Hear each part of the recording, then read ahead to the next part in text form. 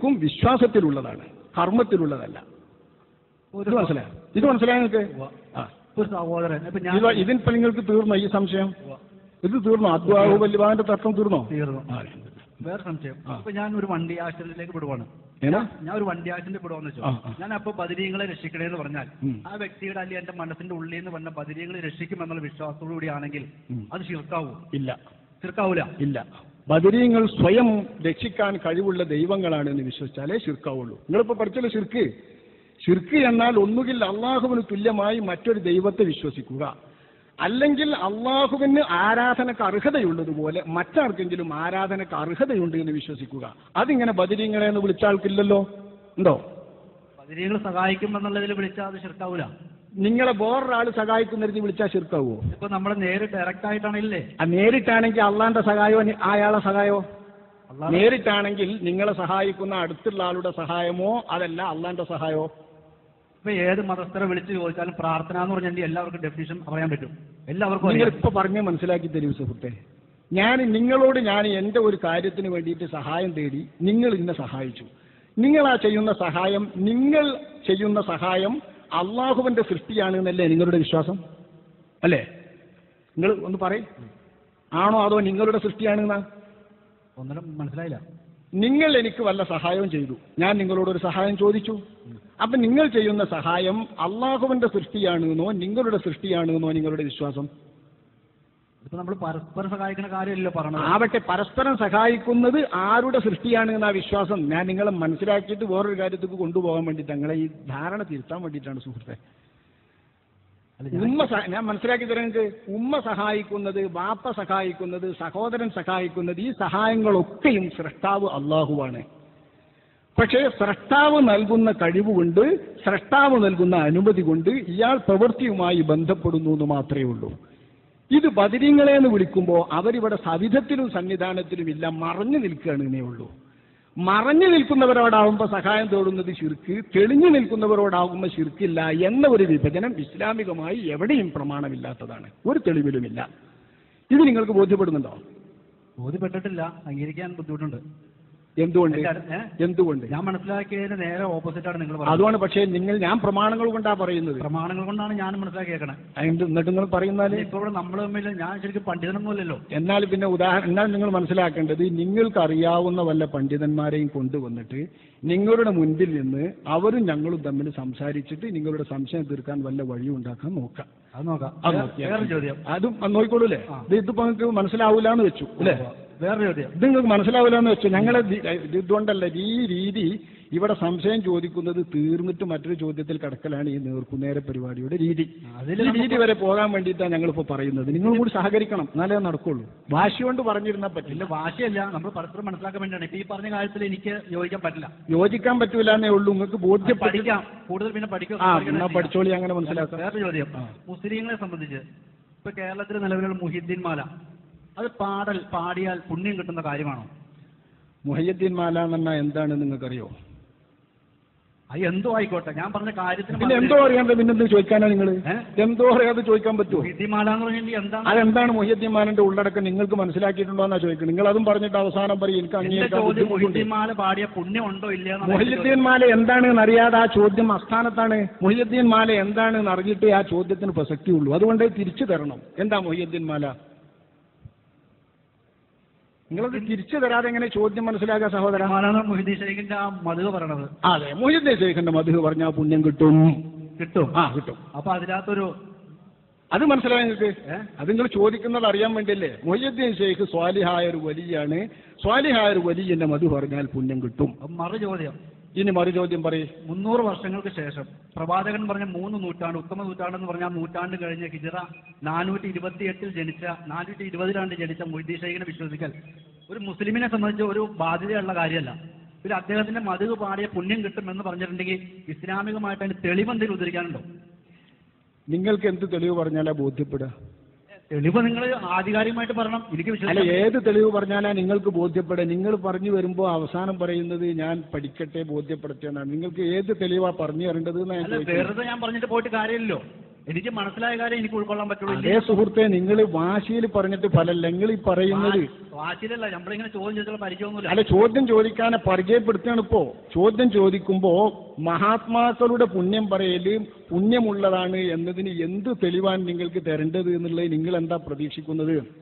എന്താണ്, എങ്ങനെയാണ് തെളിവെന്ന് ഉദ്ദേശം മനസ്സിലാക്കാൻ വേണ്ടിയാണ്. എന്നാ ഞാൻ പറഞ്ഞുതരാം. എന്നാ ഒന്ന് കേൾക്കുന്ന അതൊക്കെ നിങ്ങൾ ചോദ്യം മനസ്സിലാക്കുന്ന ആളല്ലേ.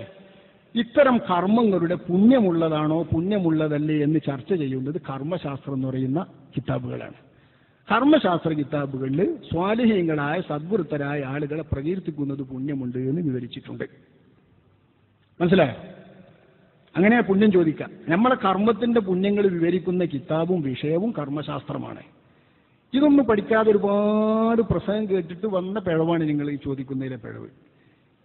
കർമ്മശാസ്ത്രത്തിലെ വിഷയം കർമ്മശാസ്ത്രത്തിലെ തെളിവ് പറയാം, ഭാഷയിലെ വിഷയം ഭാഷാശാസ്ത്രത്തിലെ തെളിവ് കൊണ്ടാ പറയാം, ആയത്തിലെ വിഷയം ആയത്തുകൊണ്ടാ തെളിവ് പറയാം, വിശ്വാസശാസ്ത്രത്തിലെ വിഷയം വിശ്വാസശാസ്ത്രം കൊണ്ടാ തെളിവ് പറയാം.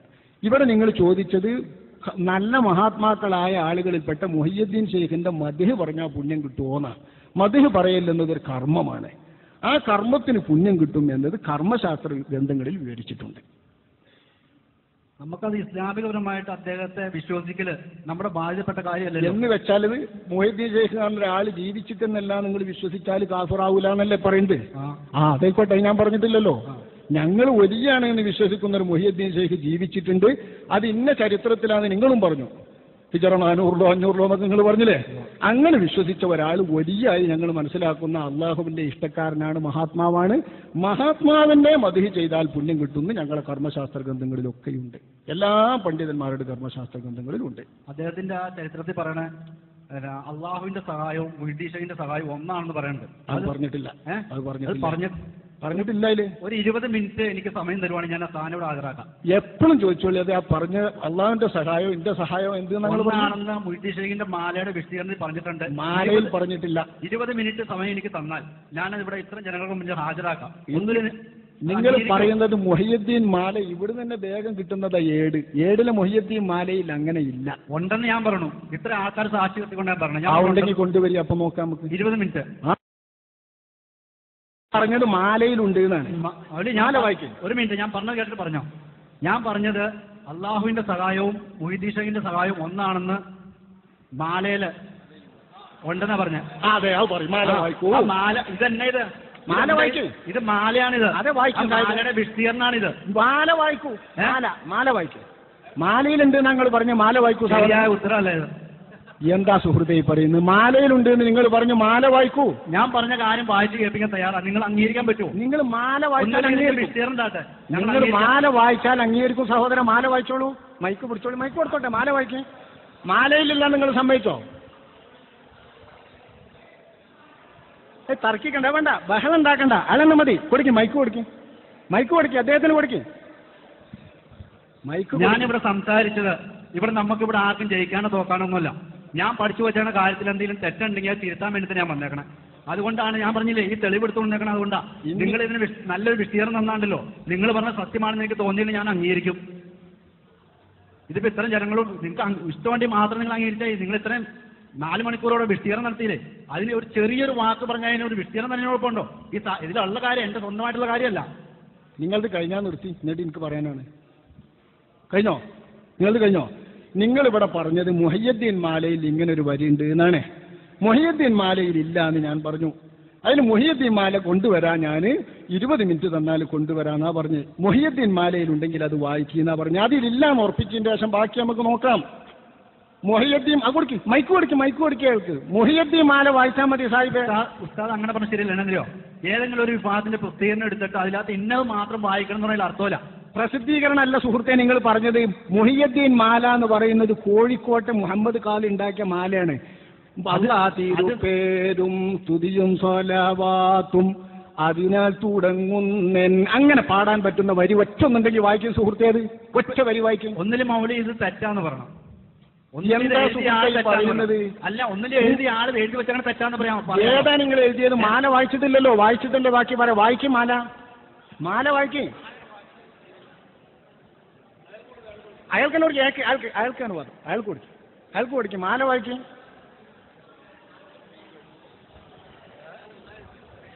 അതിശേഷം നിങ്ങൾ ചോദിച്ചോളൂ സഹോദര, മാലന്റെ വ്യാഖ്യാനം നിങ്ങൾക്ക് വേറെ ചോദിക്കാം. അത് ഓരോരുത്തർ എഴുതുന്ന വ്യാഖ്യാനല്ലേ. മാല പറയൂ ആദ്യം. പ്രിയമുള്ള സഹോദരങ്ങളെ, നമ്മുടെ സമയം അതിക്രമിച്ചിരിക്കുകയാണ്. പ്രിയമുള്ള സഹോദരങ്ങളെ ശ്രദ്ധിക്കണം. പ്രിയമുള്ള സഹോദരങ്ങളെ, നമ്മുടെ യോഗം പിരിച്ചുവിടുകയാണ്. വളരെ അനുഗ്രഹീതമായ ഒരു സദസ്സ് അള്ളാഹുവിന്റെ അനുഗ്രഹത്താൽ ഇവിടെ ഒരുമിച്ച് കൂടുകയും ഒരു സഹോദരൻ മാലയുടെ പേരിൽ വ്യാജമായ ഒരാരോപണം ഉന്നയിക്കുകയും അത് തെളിയിക്കാൻ മുജാഹിദ് പക്ഷത്തെ പ്രതിനിധി എന്ന നിലയ്ക്ക് അവർക്ക് സാധിക്കാതെ വരികയും ചെയ്ത നഗ്നമായ യാഥാർത്ഥ്യം ഈ സദസ്സിന് ബോധ്യപ്പെട്ടിട്ടുണ്ട്.